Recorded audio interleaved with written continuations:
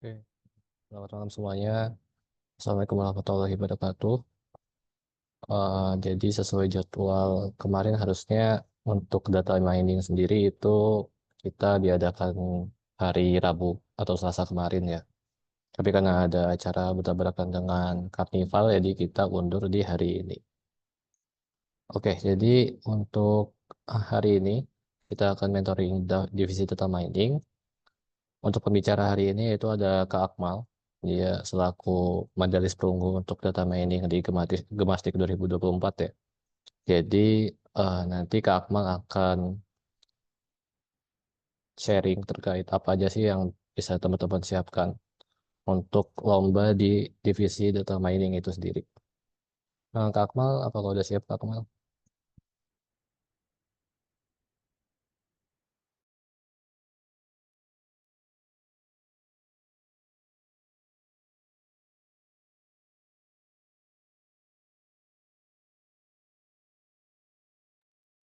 Kak Akmal? Eh, sebentar ya. Oke, oke, aman-aman.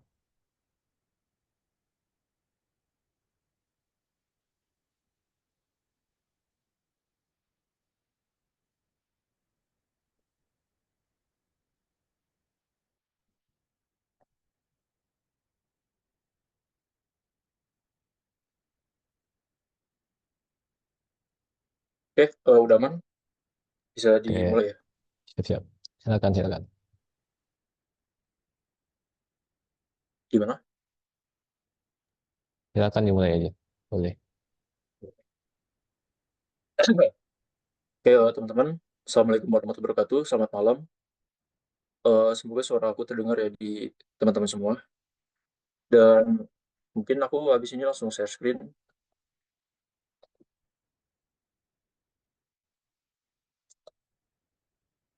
Oke, kelar sebentar.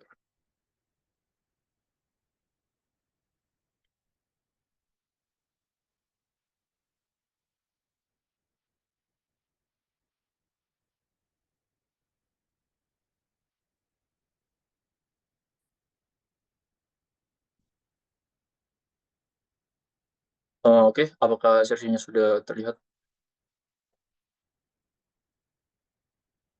Harusnya udah ya. Aman. Mungkin bisa dikonfirmasi kembali, untuk teman-teman yang tidak berhalangan, mungkin bisa di on cam ya. Jadi nanti biar kita diskusinya enak gitu.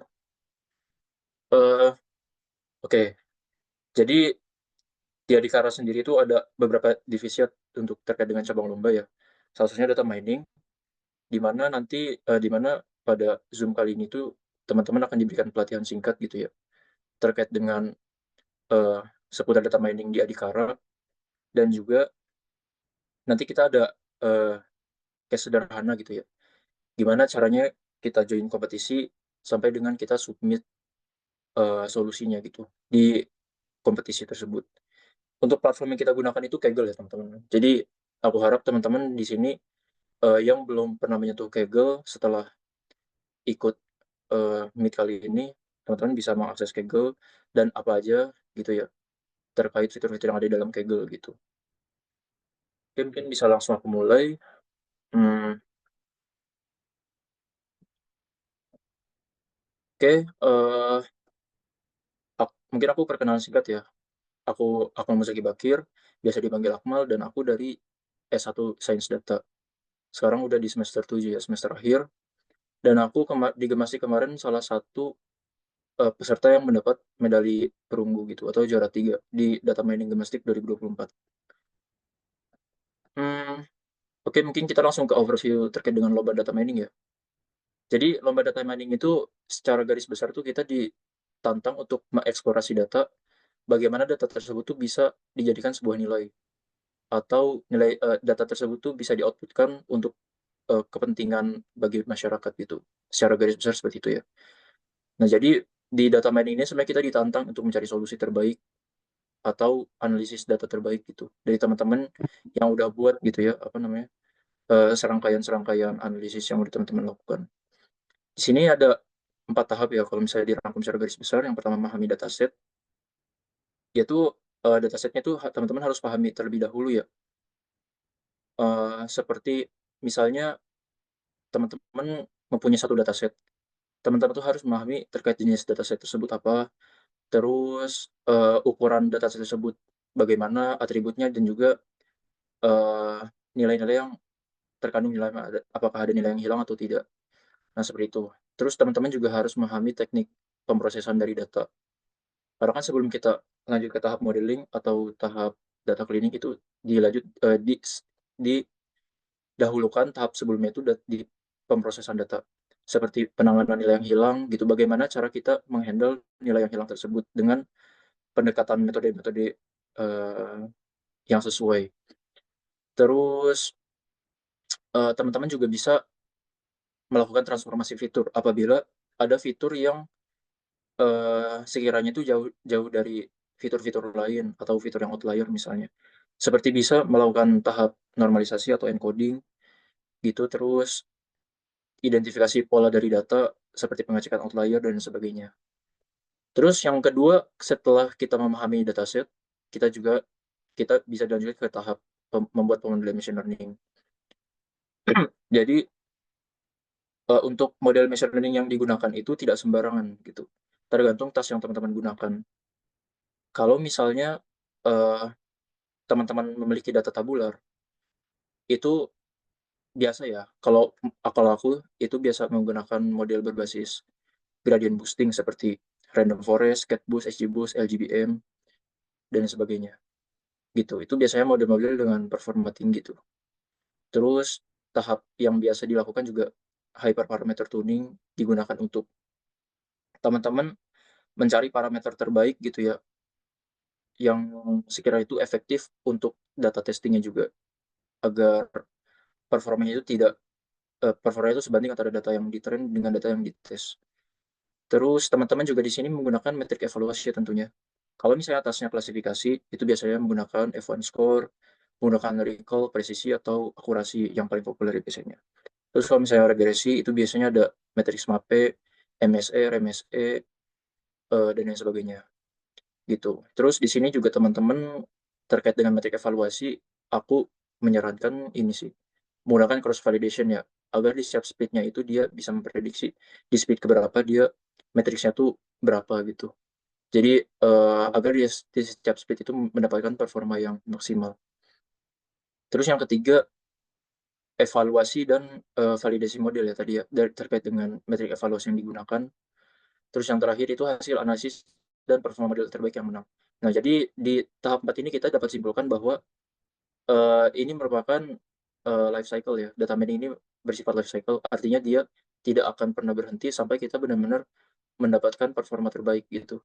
Jadi ketika teman-teman sudah mencapai yang dirasa sudah mencapai matriks terbaik, itu mungkin ada orang lain yang memiliki performa lebih baik itu dari yang teman-teman dapatkan. Maka dari itu artinya teman-teman bukan mendapatkan performa terbaik gitu. Jadi teman-teman mesti melakukan serangkaian cara lagi atau pengubahan cara dari cara-cara yang udah teman-teman lakukan sebelumnya, itu dengan cara yang lebih baik gitu ya dari pesaingnya gitu, dari pesaing teman-teman. Nah, itu performa terbaik itu yang akan menang. Terkait dengan lomba ya ini konteksnya. Selanjutnya, nah ini ada lomba data mining tahunan. Ini khusus yang dikti ya. Jadi di sini ada Satya Data dan juga Gemastik, kalau itu yang dikti. Di mana Satya Data ini ada 3 tahapan gitu ya. Yang pertama ada penyisihan, terus semifinal juga final. Nah, kalau penyisihan itu biasanya itu berbasis platformnya seperti Kaggle, cuman dia dia ini platform terpisah gitu. Cuman dia berbasis apa namanya leaderboard juga sama kayak Kaggle. Untuk yang penyisihan itu. Terus untuk yang semifinal itu kalau yang kasus 2024 itu dia diberikan satu dataset baru di mana dataset tersebut kita olah, terus ketika kita sudah menemukan insight di dalamnya, itu kita jadikan proposal gitu ya. Kita melakukan pembuatan laporan atau makalah terkait dengan riset yang udah kita lakukan. Nah, tahap finalnya itu dia melakukan presentasi gitu terkait dengan apa yang udah kita lakukan terkait dataset tersebut. Kalau Gemastik dia 2 tahap aja. Jadi ada penyisihan dan juga langsung final dia. Penyisihannya itu biasanya kalau Gemastik itu ada diberikan sebuah tema tema lomba. Terkait tema itu kita bisa eksplorasi judul. judul apa yang sekiranya cocok buat lomba tersebut, buat tema lomba tersebut. Datasetnya itu dia nggak ditentuin. Dataset itu kita bisa cari di sumber terbuka, asal datasetnya itu dia sesuai dengan temanya atau dengan judul yang kita angkat. Nah, setelah itu kita eksplorasi datanya, terus habis itu dibuat laporan atau makalah gitu ya. Makalah tersebut diseleksi, diambil 20 terbaik. Nah, 20 terbaik itu yang akan maju di tahap final. Finalnya ini dia berbasis hackathon ya, jadi kita ngoding di dalam rentang waktu tertentu. Biasanya ya kurang lebih 4 sampai 5 jam dengan mengikuti prosedur yang ada tentunya. Dan itu teman-teman tuh di situ tidak dibolehkan untuk membuka internet sama sekali. Jadi benar-benar pure ngoding tanpa membuka internet, dan teman-teman tuh bisa memecahkan solusi dari datasetnya gitu. Datasetnya itu dari mereka gitu. Jadi kita ngoding selama beberapa jam atau dalam range waktu tertentu, dan teman-teman di situ boleh membuka cheat sheet gitu ya. Kalau kasus 2024 kemarin itu seperti itu, teman-teman. Selanjutnya, ini ada lomba data mining tahunan, cuman ini skala nasional ya, bukan dikti. Di sini ada Fine IT, ada Gamma Face, ada Hologi, ada Data Slayer, ada Dataton. Ini tuh lomba-lomba yang aku tempel di sini tuh lomba-lomba yang sekiranya pernah aku ikuti gitu ya. Jadi kelima lomba ini aku pernah ikuti, dan skemanya juga kurang lebih mirip ya kayak data, eh, seperti Satira Data. Ada penyisihan, semifinal, dan juga final. Penyisihan itu biasanya di Kaggle, semifinal itu dibuat satu makalah atau hasil dari eh, solusi dari permasalahan yang ditetapkan, dan finalnya itu dia presentasi. Sekian seperti itu. Nah, terus ini ada skill yang diperluin ya, sekiranya skill yang diperluin itu ada Python, di mana di sini ada beberapa modul yang sekiranya teman-teman harus pahami kalau misalnya ingin terjun di dunia data mining. Di sini ada NumPy, digunakan untuk proses numerik ya, proses manipulasi nilai-nilai numerik. Terus ada Pandas juga untuk manipulasi data gitu ya, seperti data frame dan lain sebagainya. Ada Matplotlib digunakan untuk visualisasi data, Scikit-learn untuk pemodelan machine learning, PyTorch dan TensorFlow dia digunakan untuk deep learning. Terus teman-teman juga mungkin bisa menggunakan statistik dan probabilitas di sini jika diperlukan, seperti pengujian Z-score untuk melihat apa namanya distribusi nilai eh, standar deviasi dan rata-rata di standar deviasi sejumlah atribut dan lain sebagainya. Terus di sini juga ada kalkulus dan aljabar berlinear. Sebenarnya ini keduanya opsional sih. Cuman kalau misalnya teman-teman paham terkait kalkulus dan juga aljabar linear, itu mungkin bisa menjadi nilai plus. Cuman kalau untuk di data mining, itu dia mungkin diperlukan, cuman bukan di hard case-nya. Dia biasanya diperlukan sebagai justifikasi aja gitu. Justifikasi terkait dengan solusi yang teman-teman dapatkan. Nah, ini referensi belajar. Jadi untuk referensi belajarnya sendiri, sebenarnya teman-teman kalau misalnya punya source lain gitu ya untuk belajar terkait data mining, itu mungkin diperlukan juga. Cuman ini yang aku pasang di sini mungkin yang sekiranya pernah aku pelajari gitu ya terkait referensi belajar. Yang pertama itu cari buku terkait machine learning, data science di Google, atau dari Open Library juga bisa tuh ada. Kalau aku biasanya eh iya mencari buku terkait machine learning. Cuman bukan buku ya. Aku tuh biasanya menggunakan e-book ya terkait dengan machine learning. Nah, ini contoh katalognya tuh ada ya. Ada Build Machine Learning Power Application dari Immanuel Amisen dan lain sebagainya, di situ bisa teman-teman lihat. Cuman yang paling efektif itu kita kalau misalnya ingin di dunia data mining, referensi belajar itu sekaligus kita penerapan praktikal juga di situ, agar teori jangan sekadar teori yang terasa, cuman praktiknya juga kita bisa terasa gitu. Ini untuk referensi belajar kedua. Nah, kalau ini kita bisa menggunakan AI juga ya sebagai referensi belajar, seperti kita bisa menggunakan GitHub Student Developer Pack. Itu bisa teman-teman daftarin di situ kalau misalnya punya akses student. Terus di sini juga bisa menggunakan GitHub Copilot untuk membantu teman-teman dalam membuat kode gitu ya. Atau bisa juga menggunakan produk JetBrains. Itu dia ada banyak sekali fitur yang tidak bisa didapatkan di VS Code atau di Jupyter biasanya. Terus misalnya di DataCamp juga, dan di situ DataCamp juga biasanya bisa menawarkan banyak solusi juga di DataCamp. Tergantung teman-teman itu biasanya ingin membeli opsi yang mana. Jadi teman-teman bisa uh, mencari gitu ya solusi di data camp juga. Nah, gimana cara berlatih gitu ya biar jago? Nah, tadi ya yang aku bilang sebelumnya, kita tuh jangan belajar secara teoriti gitu, tapi tanpa ada praktik. Itu kalau secara teoriti itu otak kita tuh tidak terasa gitu ya. Otak kita tuh tidak terasa kita bagaimana cara implementasi dari permasalahan tersebut. Tapi kita hanya memahami lewat ilustrasi atau lewat imajinasi biasanya. Kalau misalnya tidak lewat praktikal. Jadi saran aku itu kita tuh fokus di praktikal ya, jangan jangan terlalu banyak eh, apa teori. Ya latihan-latihan aja seperti di dataset terbuka yang ada di Kaggle, yang ada di UCI Machine Learning Repository, atau juga di Google Dataset Repository juga di situ bisa cari-cari dataset. Terus latihan berbagai variasi jenis data seperti data terstruktur, data tabular di sini. Terus untuk yang tidak terstruktur ada NLP, ada computer vision. Terus latihan berbagai jenis masalah seperti ada masalah klasifikasi, regresi, time series, sama graph analisis.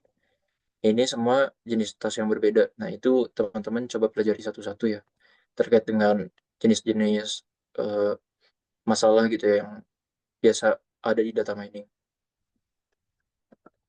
Terus ini contoh kasusnya, aku di sini memakai contoh kasus sederhana aja gitu ya, yaitu kasus Titanic ini benar-benar sangat sederhana.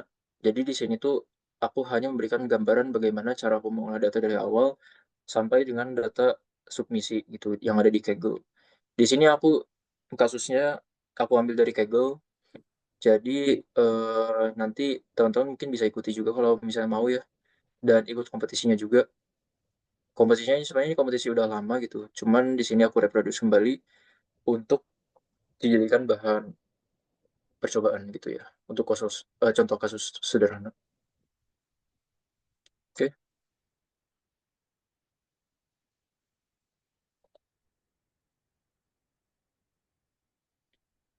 Eh,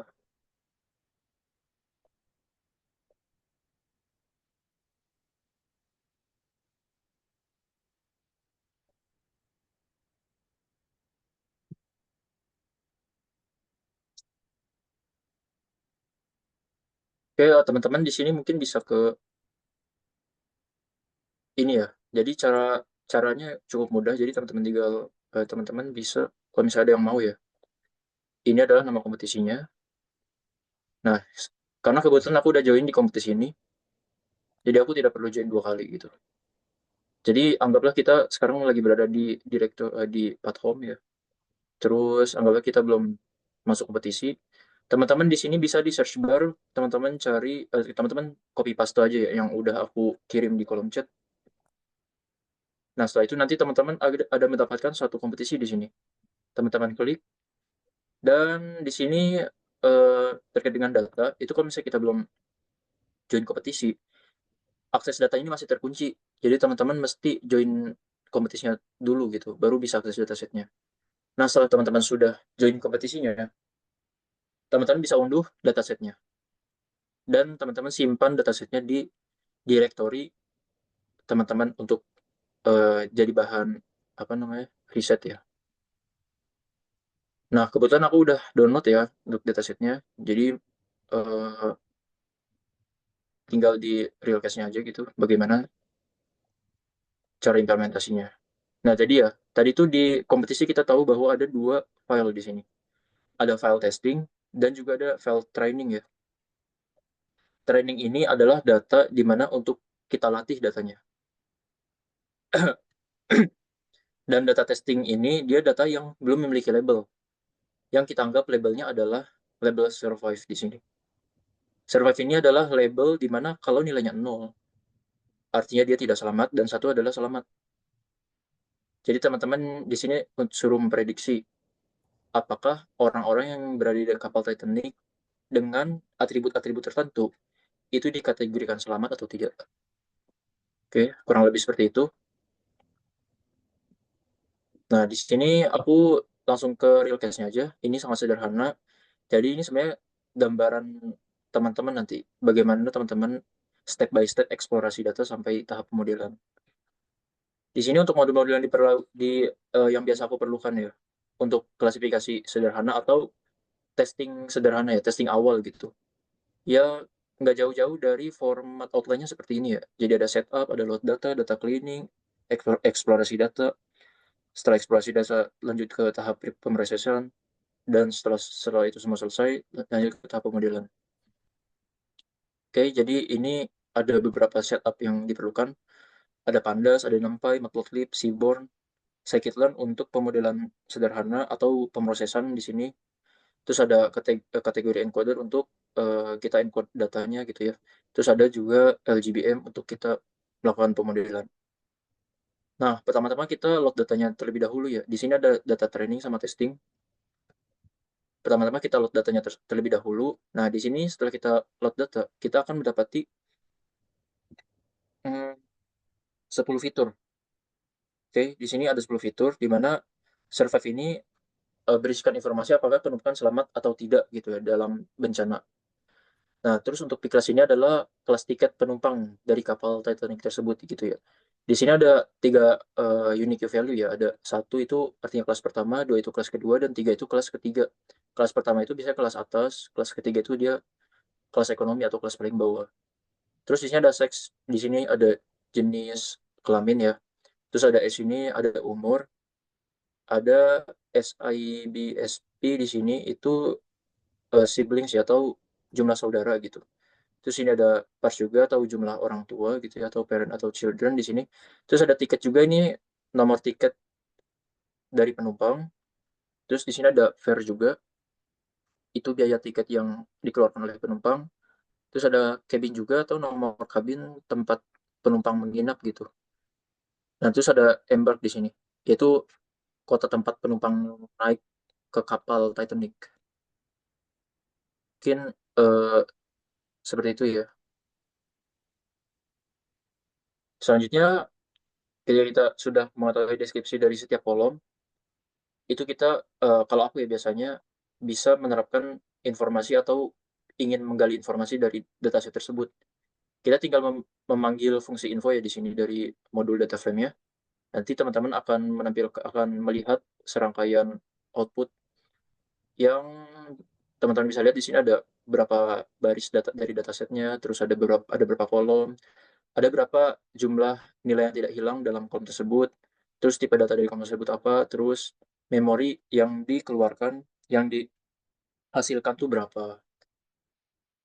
Nah, mungkin kurang lebih seperti itu. Terus di sini juga melihat nilai yang nol dan presentasi nilai yang nol gitu di dataset tersebut.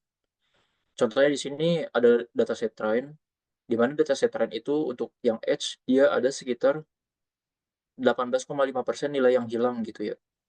Dan KB-nya dia cukup besar, ada sekitar 76,8% nilai yang hilang.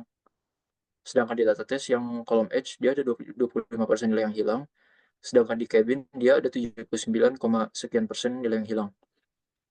Nah, jadi di sini tuh kita bisa mendapatkan insight atau informasi bahwa terdapat nilai yang hilang di salah satu fitur di dataset tersebut. Yang selanjutnya ini bisa kita lakukan beberapa pemrosesan ya, tergantung dari teman-teman mau gimana dari fitur-fitur yang nilainya hilang ini.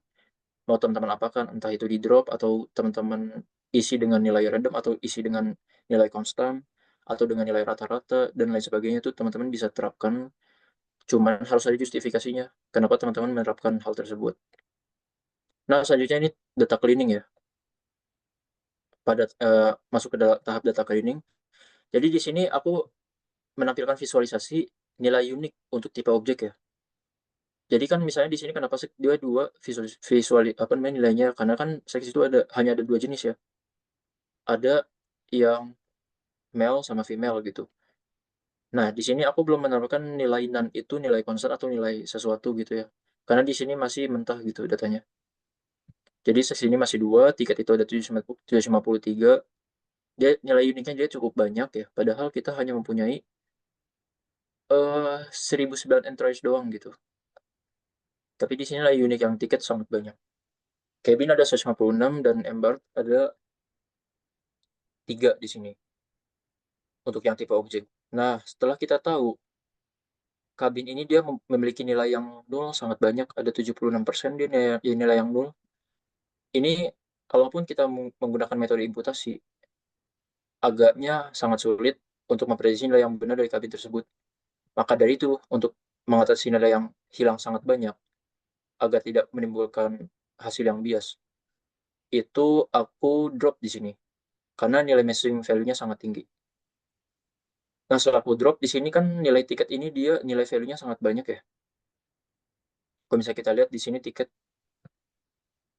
nah di sini mungkin ada informasi penting gitu yang tidak kita ketahui.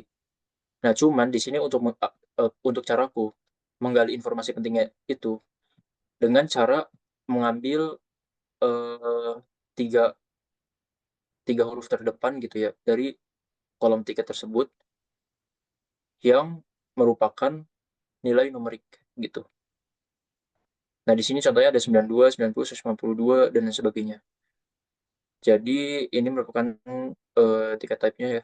Jadi yang kolom kolom tiket itu di drop karena nilai uniknya sangat banyak, ada 700-an. Nah, terus di sini aku slicing aja gitu ya untuk mengambil nilai tiket type agar dikompres gitu nilainya. Nah, di sini udah lumayan ya, lengthnya itu jadi 159 nilai yang unik.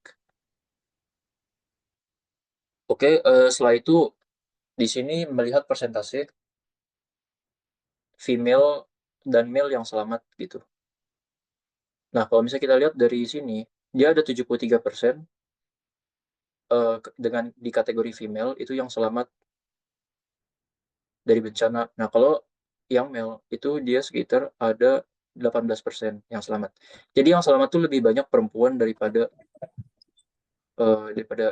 yang laki-lakinya gitu. Oke, setelah itu setelah semua dirasa sudah ini sudah oke ya, lanjut ke mengisi nilai yang hilang gitu. Nah, cuman kalau cara aku untuk mengisi nilai yang hilang biasanya, kalau untuk nilai numerik itu menggunakan metode imputasi berbasis machine learning gitu. Contohnya di sini iterative imputer. Kalau misalnya untuk categorical, itu aku biasanya mengisi nilai nilai konstan atau tidak menggunakan metode machine learning. Jadi isi nilai konstan aja gitu kayak unknown misalnya kalau misalnya nilainya NaN di situ. Atau nilai selain nilai unknown juga bisa asal nilai konstan gitu. Yang nilainya itu tidak ada di atribut-atribut nilai di atribut-atribut lain gitu. Jadi teman-teman pastikan untuk nilai konstan itu tidak ada nilainya di atribut lain. Itu yang dinamakan nilai konstan. Jadi di sini ya dengan pendekatan dua cara gitu ya. Kalau nilai numerik biasa menggunakan pendekatan missing apa input missing value menggunakan pendekatan machine learning. Kalau yang kategorikal atau objek bukan numerik ya istilahnya itu menggunakan nilai konstan. Nah, setelah proses pengisian selesai, kita cross check lagi gitu ya. Nilai di trend dan tes apakah ada yang hilang dan nyatanya sudah tidak ada. Karena sudah tidak ada nilai yang hilang, mungkin kita bisa lanjut ke tahap pemodelan. Tahap analisis data dulu. Nah, setelah itu di sini aku EDA untuk setiap kategori-kategori yang memiliki nilai unik sedikit gitu. Kayak seks kan tadi nilai uniknya sedikit ya, hanya dua, kelas juga ada, hanya ada tiga, embak juga ada tiga ya kalau nggak salah. Jadi nilai-nilai yang sedikit yang aku eksplorasi datanya. Kalau versi aku ya biasanya. Contohnya di sini untuk seks ya. Nah, kalau untuk seks di sini, untuk yang survive dia sangat tinggi ya. Untuk yang kategori female di usia 30-an tahun di sini. Ada sekitar 60 ya. Ada sekitar 60 di kategori female yang survive atau yang selamat di usia 30 tahun.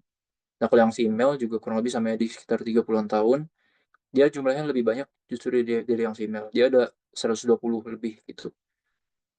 Tapi ini yang tidak selamat gitu ya. Kalau yang untuk selamat dia sangat kecil proporsinya.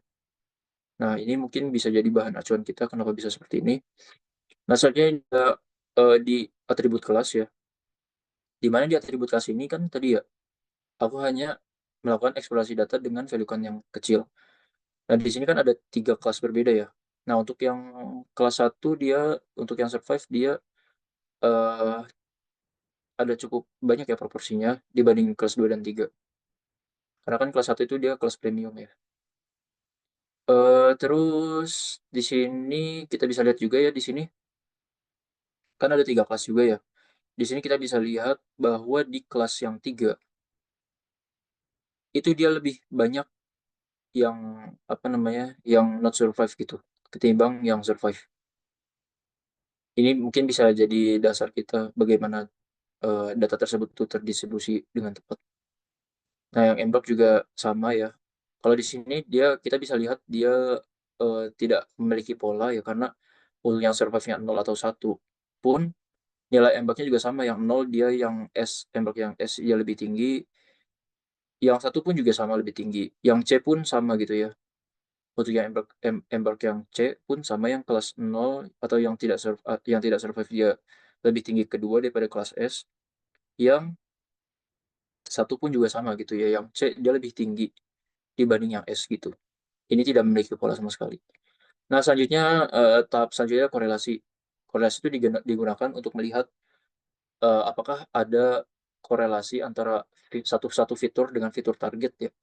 Dalam kasus ini itu targetnya ada survive. Nah, kalau misalnya kita lihat di sini korelasinya itu sangat kecil ya, atau dia benar-benar tidak memiliki korelasi yang oke sama sekali.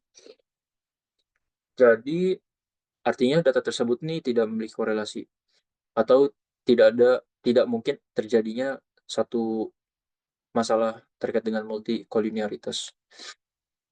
Nah, selanjutnya ketika sudah lihat heatmap atau korelasinya, karena ini tidak ada yang menarik gitu ya, ya udah kita langsung ke tahap, pemodelan.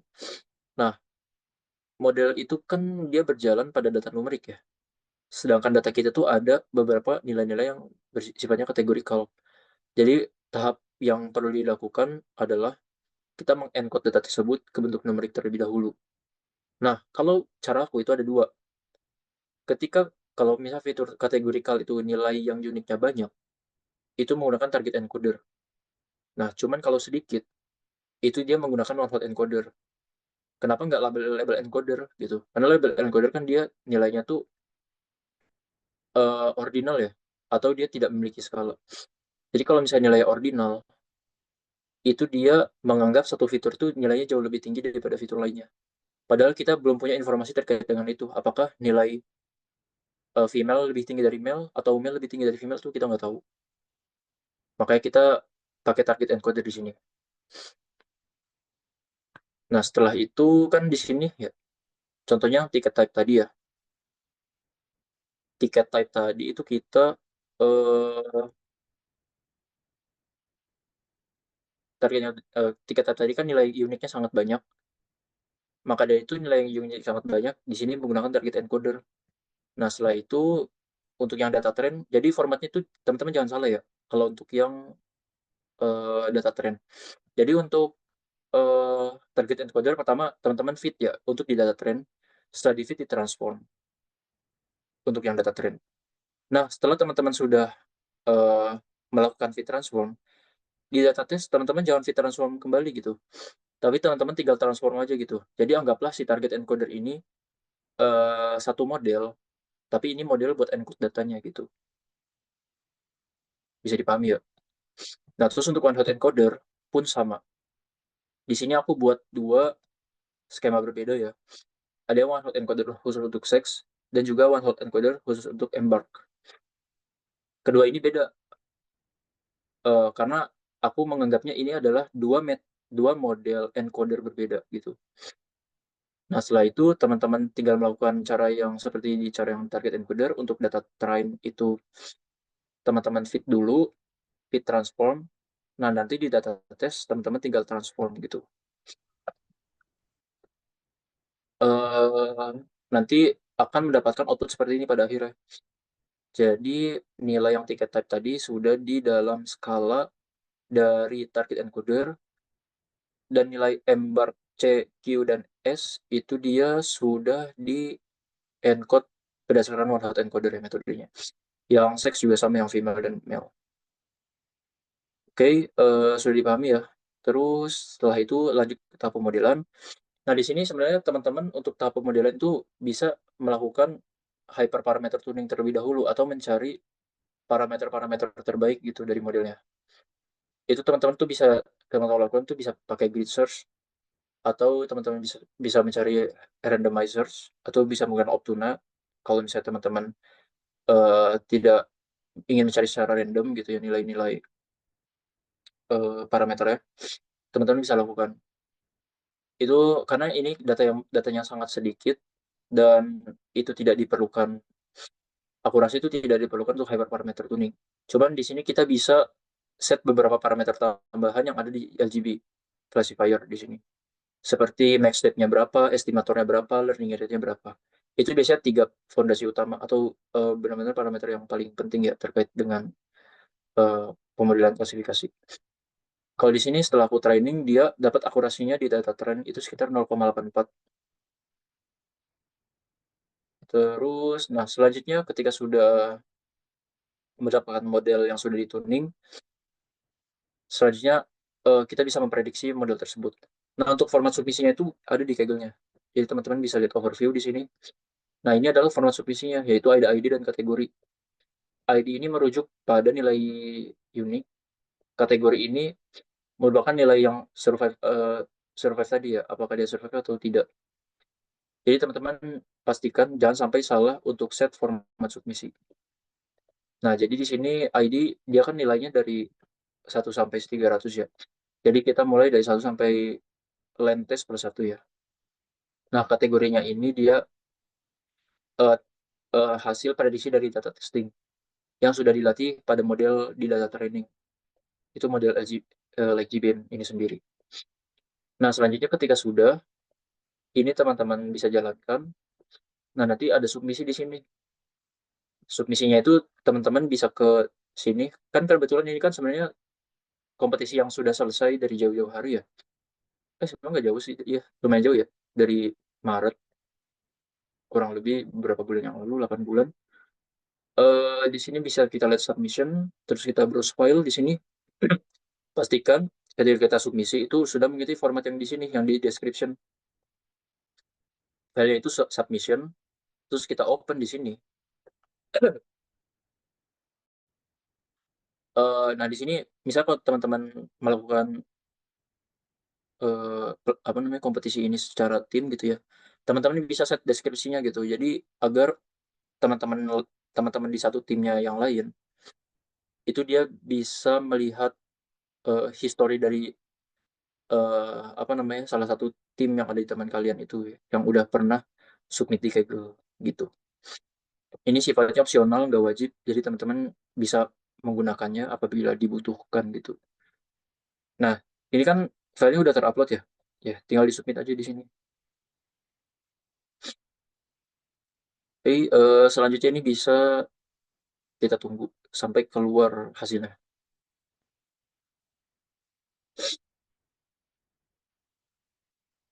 Nah, ini udah selesai ya.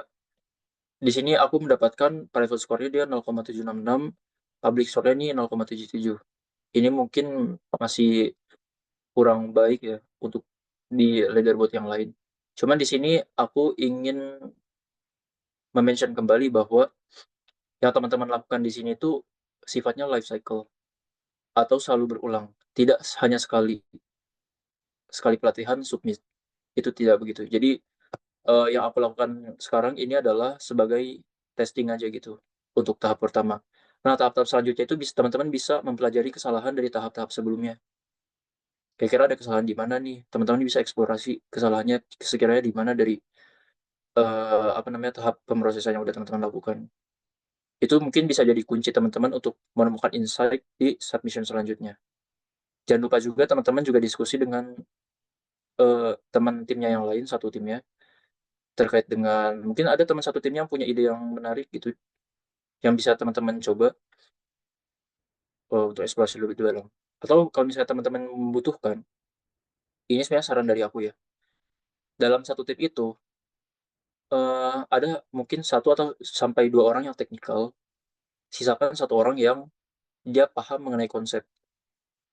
Itu sangat penting. Jadi satu orang sebagai konseptor, konseptor ini dia mencari berbagai resource yang menarik gitu ya, resource yang emang belum pernah orang lain pakai, atau mungkin ada pernah orang lain pakai cuma sedikit. itu konsep yang apa yang konseptor dia mencari berbagai resource yang menarik. Terus ketika si konseptor ini dia menemukan resource yang menarik, itu dipresentasikan ke orang-orang yang teknikal di situ. Jadi yang teknikal dia fokus ke kodenya, sedangkan yang konseptor dia fokus ke konsepnya, atau dia sebagai eh, manajer gitu ya dari tim kalian gitu. Mungkin sekiranya seperti itu ya untuk yang pelatihan sangat singkat ini.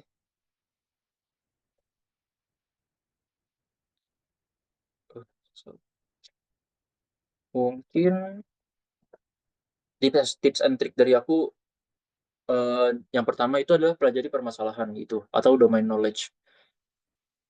Jadi setiap data mempunyai permasalahan yang berbeda dari data lainnya. Jadi teman-teman di situ pelajari apa saja sekiranya tahap pemrosesan yang harus dilakukan dari dataset atau dari permasalahan yang teman-teman dapatkan gitu. Nah, caranya bagaimana? Caranya dengan mengeksplorasi data dengan teliti, seperti cari pola dalam data, terus distribusi dari datanya, cek outlier atau cek missing value, terus manfaatkan fitur engineering seperti kombinasi fitur, encoding atau scaling, dan di sini juga pelajari dan pahami cara kerja setiap model. Seperti teman-teman tuh harus bisa membedakan kenapa teman-teman tuh pakai model A gitu untuk dataset ini. Nah, teman-teman tuh harus bisa mengeluarkan justifikasi yang kuat. Kenapa teman-teman tuh pakai model A, model B, model C.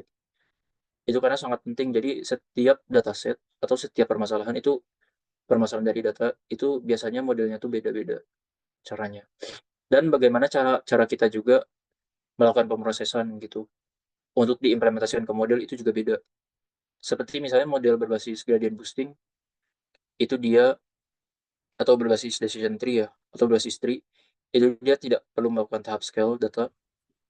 Nah, cuman kalau misalnya teman-teman menggunakan SVM atau KNN, dia mesti di scale dulu datanya ke rentang yang sesuai. Mungkin seperti itu. Terus di sini juga teman-teman menggunakan cross validation ya untuk bisa validasi gitu ya, di setiap split itu apakah nilainya tuh ada yang jauh jauh atau tidak. Ini penting gitu ya. Bagaimana di setiap split itu teman-teman bisa menemukan insight terkait matriks yang didapatkan. Terus teman-teman juga manfaatin hyperparameter tuning tadi ya. Seperti ada Optuna, ada Grisser, ada Randomize Search di sini. Atau juga teman-teman bisa menggunakan Hyper Opt gitu, ada nama library-nya. Cuman ini biasa yang aku gunakan di sini. Terus juga teman-teman bisa menggunakan Ensemble gitu jika bisa, atau bisa menggunakan voting atau staking. Kalau misalnya voting itu ya tadi ya, kalau misalnya teman-teman bisa menggunakan cross validation, itu teman-teman bisa menggunakan teknik voting ya dari cross validation tersebut untuk mencari nilai vote yang paling banyak di satu apa namanya baris kolom itu. Atau di sini juga bisa menggunakan staking gitu. Jadi teman-teman opsional bisa memilih model ensemble lain gitu. Terus ini juga analisis error gitu ya. Ini juga penting karena setiap model itu tidak selalu perfect. Pasti setiap model kita latih itu ada kesalahan. Kenapa bisa gitu? Karena akurasi yang kita dapatkan itu nggak 100% kan. Paling ya 80 atau 70%. Ya pokoknya nggak sampai 100%. Karena model yang akurasi 100% itu perlu dipertanyakan kenapa bisa 100%. Nah, analisis error ini penting bagaimana cara kita tuh menemukan kenapa akurasinya tuh bisa 80%. Berarti kan ada 20% nilai yang misklasifikasi ya, ada yang salah. Kita tuh harus tahu kenapa itu bisa salah klasifikasi. Gitu ceritanya. Terus teman-teman juga direkomendasi untuk berikan satu insight gitu ya. Atau teman-teman kan sudah melakukan apa mengambil solusi dari model yang sudah dilatih atau dari permasalahan yang sudah diselesaikan. Itu teman-teman harus saran aku ya itu penting sih, ini sangat penting untuk memberikan rekomendasi lanjutan terkait dengan apa yang sudah teman-teman dapatkan dari insight-nya dari dataset tersebut. Seperti mungkin potensi pengembangan aplikasi, atau mungkin untuk kontribusi di masyarakat apa, atau mungkin rencana pelatihan selanjutnya jadi bersifat apa namanya bersifat dia tuh secara terus-menerus itu berkelanjutan. Nah, terus cek solusi dari peserta lain jika ada. Jadi kalau misalnya teman-teman udah stuck dalam satu solusi, atau misalnya dari teman-teman satu timnya ini sudah memerlukan solusi yang buntu, itu teman-teman tuh bisa cek solusi dari peserta lain. Kalau misalnya ada salah satu peserta yang mengambil riset bidang yang sama, itu bisa cari di Kaggle tuh biasanya banyak dia. Mungkin sekian dari aku ya. itu aja, dan teman-teman kalau misalnya ada yang ingin ditanyakan, boleh ditanyakan. Aku kembalikan lagi ke Howard. Oke, teman-teman, bagi yang ingin ditanyakan terkait materi ataupun lomba data mining malam ini bisa langsung ditanyakan aja ya. Mumpung ada dari Kak Akmal sama aku juga kalau ada terkait teknis Adhikara juga bisa. Silakan teman-teman bisa lewat chat atau langsung open mic. Kalau open mic raise hand dulu ya.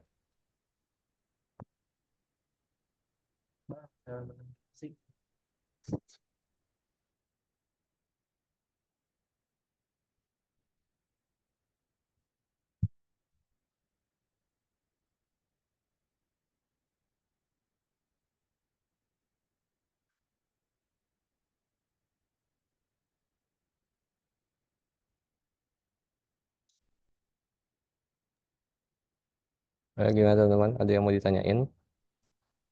Ditunggu ya.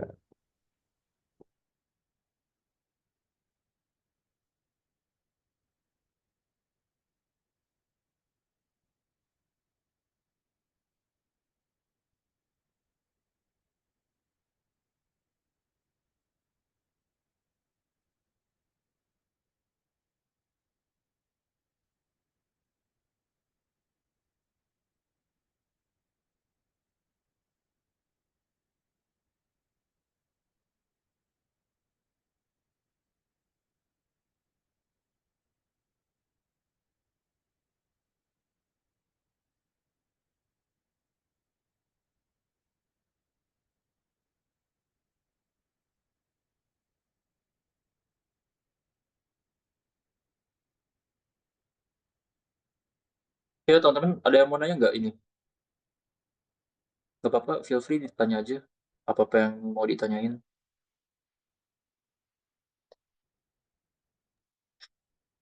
Tuh nih tanya aja nih bebas terkait Adhikara, terkait data mining. Iya, bebas, bebas. Ayo, Nggak usah malu. gas, gas, Di gas. kolom chat juga nggak apa-apa sih. Nanya ke Emir juga boleh sih.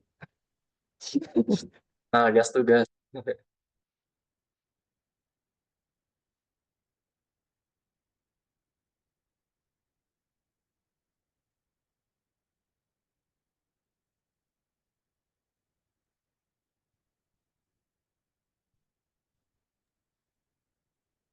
Kita tunggu sampai jam berapa nih ya? Jam 20.27 lah ya. Kita tunggu teman-teman. Oh ya, paling informasi terkait Adhikara dulu ya. Jadi ntar teman-teman bakal dikasih dibuka kompetisinya itu tanggal 15. Jadi kan 14 deadline pendaftaran. Terus nanti tanggal 15 teman-teman bakal dikasih link untuk Kaggle-nya. Nah, di situ dapat kesempatan sehari itu berapa mah pokoknya 5 kali ya, atau 3 kali lupa deh. Pokoknya limit deh, ada batasannya. Iya. Nah, di situ untuk rencana soalnya sendiri ya nanti eh, formatnya CSV tabular ya. Tapi nanti agak kompleks dikit jadi ada time seriesnya juga. Sama ada beberapa mungkin kalau agak kreatif dikit mungkin bisa ada temporalnya juga sih, ada terkait geografisnya juga. Nah, itu teman-teman sebelum lomba bisa tuh explore-explore dulu. Sip. Tadi yang nanya tuh, maaf. Nih gue bacain ya. Mau nanya dari siapa nih? Oh, enggak, itu tempat ini. Arendra. Kak, model mesin itu kan banyak. Itu tuh dicoba satu-satu atau gimana tuh, Kak? Tips dari Kakak. Oke. Iya, benar. Model machine learning itu banyak ya. Benar, dicoba satu-satu aja. Iya, model machine learning. Karena kita nggak tahu apakah best solution itu di machine learning atau yang B atau yang C. Itu teman-teman bisa pakai pipeline di situ. Jadi teman-teman susun pipeline-nya terlebih dahulu, model machine learning mana aja yang teman-teman ingin latih awal-awal. Nah, terus untuk base solution-nya tersebut, teman-teman bisa ambil untuk ini. Settingan pertama, anggaplah kita menggunakan parameter default atau kita tidak menggunakan hyperparameter, kita menggunakan pipeline, kita masukkan ke dalam pipeline model-model machine learning tersebut, kita latih secara paralel. Nanti hasil yang terbaik itu yang akan dijadikan acuan buat eh, buat apa namanya tahap selanjutnya gitu, seperti hyperparameter tuning, seperti menggunakan cross validation ya tadi untuk validasi, sampai tahap evaluasi gitu. Ini model machine learning itu emang banyak, jadi teman-teman bisa coba satu-satu secara paralel gitu. Cuman teman-teman yang perlu diperhatikan di sini untuk parameter settingan parameter itu default aja ya, jangan teman-teman nggak perlu settingan parameter apapun gitu. Jadi sebenarnya pipeline ini digunakan untuk teman-teman lihat metrik terbaik itu ada di model apa. Mungkin sekiranya seperti itu sih. Nah, untuk library yang mendukung ada apa aja? Itu biasanya ada AutoML, itu biasanya dia mendukung multi model untuk mencari model-model terbaik, dan juga bisa menggunakan PyCaret, ada namanya library PyCaret. Itu juga dia support untuk pelatihan data menggunakan multi model. Oke, mungkin kayak gitu ya. Terjawab nggak kira-kira?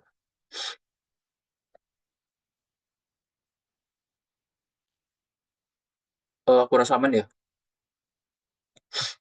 Oke, mungkin ada yang ingin ditanyakan lagi nggak?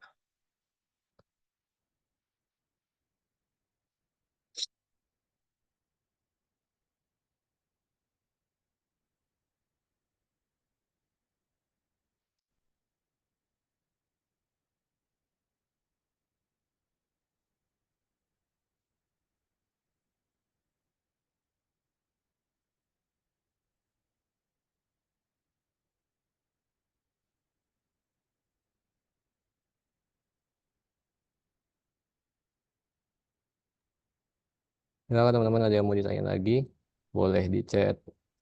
Santai aja ya, kita tungguin.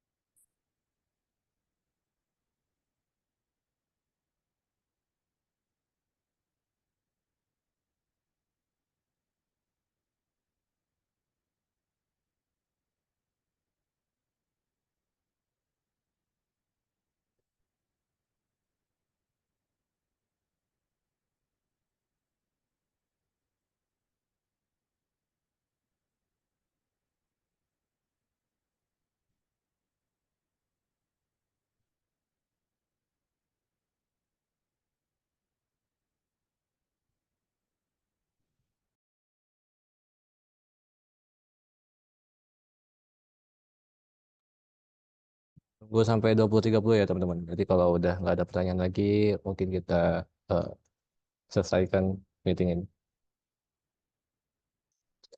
Asik. Izin bertanya Kak, itu, apakah di lomba ini ada library yang dilarang atau bebas? Semua library yang di Python boleh digunakan. Siapa nih yang mau jawab? Lo atau gue mal? Bebas sih. Jawabannya sama Lu sih. aja dah, lu aja dah. Coba-coba. Lu Oke, aja. library-nya bebas kok. Yang penting tuh yang nggak boleh di sini tuh teman-teman melakukan kecurangan, misalnya nge-share jawaban sama tim lain, terus juga misalnya prediksi prediksi manual juga nggak boleh.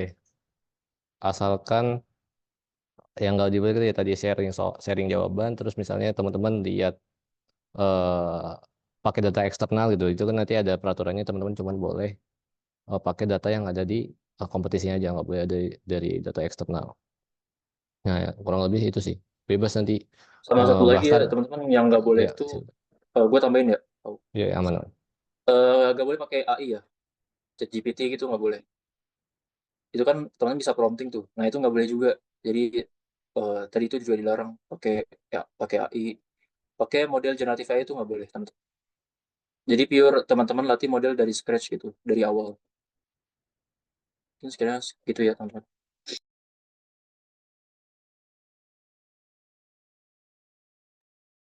Jadi intinya harus pakai model ya teman-teman ya. Nggak boleh zero shot juga.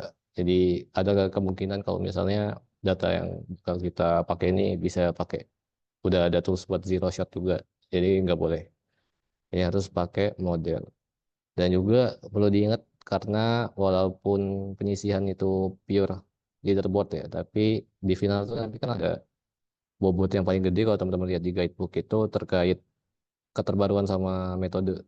Nah, itu kalau teman-teman pakai metode yang biasa aja, Nah, itu ya bakal bisa jadi peluang untuk juaranya kecil gitu. Kan sayang kalau misalnya teman-teman cuman mau apa ya, cuman mau jadi finalis doang, tapi nggak ngincer juara ya kan. Iya, jadi metodenya tuh yang diperhatiin ya, harus menarik tuh. Menarik dan ya harus baik juga ya di testing. Oke, ada lagi nggak ya pertanyaannya? Atau kira-kira Fauzan udah puas belum sama jawabannya?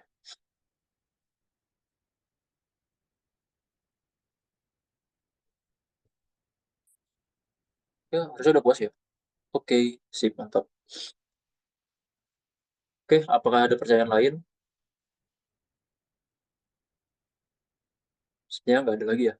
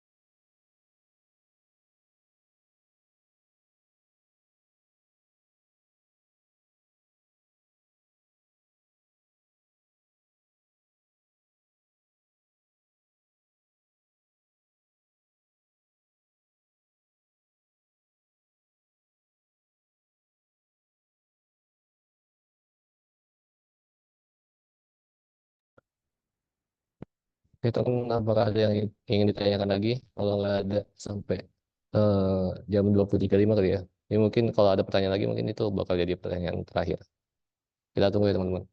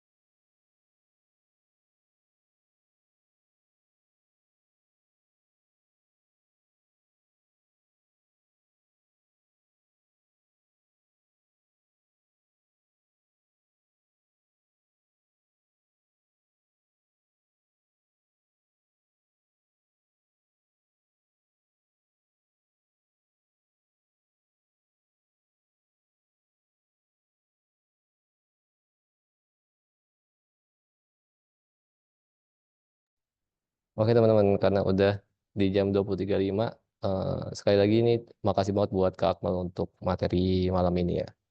Nah, jadi sedikit reminder, eh, mungkin di sini ada teman-teman yang dari divisi lain juga. Kalau teman-teman tiba-tiba tertarik nih dari mentoring hari ini mau join divisi kita, join kompetisinya bisa banget langsung daftar di link tree-nya Adikara ya. Terus juga untuk teman-teman yang udah daftar, jangan lupa nanti tanggal 15 kurang lebih kita akan berikan linknya. Itu teman-teman silakan langsung bisa melakukan submission. Ada limitnya 3 kali dalam sehari, dikasih limit tiga submission. Jadi pastikan teman-teman bijak gitu ya. Ada tiga orang nih di timnya teman-teman. Kalau misalnya eh, untuk submissionnya berarti kan ya kalau misalnya emang terbagi rata berarti satu orang tuh bisa 1 kali submit. Tapi karena waktunya cuma seminggu jadi nanti mungkin ya tinggal teman-teman atur strategi aja biar eh, jatahnya itu dipakai secara efektif. Kurang lebih gitu. Ada tambahan lagi nggak Mal? Udah sih, teman-teman paling persiapan ya kalau misalnya teman-teman yang di sini ikut data mining, kompetisi Adhikara data mining, teman-teman bisa siapin tadi ya tas yang udah tadi jelasin sama apa sama Kak Hawari. Udah dikasih ya kuncinya tuh, dia tuh berbasis time series datanya. Jadi teman-teman bisa eksplorasi sekarang metode apa aja tuh yang sesuai, yang bisa teman-teman manfaatkan gitu di task atau ranah time series. Teman-teman bisa persiapkan dari sekarang itu semua. Nanti biar pas kompetisi udah dimulai, teman-teman nggak kebingungan cari model yang sesuai gitu ya. Jangan lupa juga disesuaikan dengan datasetnya juga. Jadi setiap model model yang digunakan kan tadi ya, datasetnya juga harus sesuai. Dan harus ada justifikasi. Nah itu teman-teman bisa persiapkan dari sekarang. Mungkin itu aja sih. Mungkin bisa ditutup ya Kak Awari kalau udah nggak ada yang ini lagi. Oke, siap. Oke teman-teman, makasih udah hadir di mentoring malam ini. Nanti rekamannya bakal aku kasih di paling mentok jam 10 malam ya. Oke teman-teman, silakan udah bisa di dadah semuanya. Sampai jumpa di Kegel ya. Oh, final dong, final ya. Sampai jumpa di final. Oke, sampai jumpa.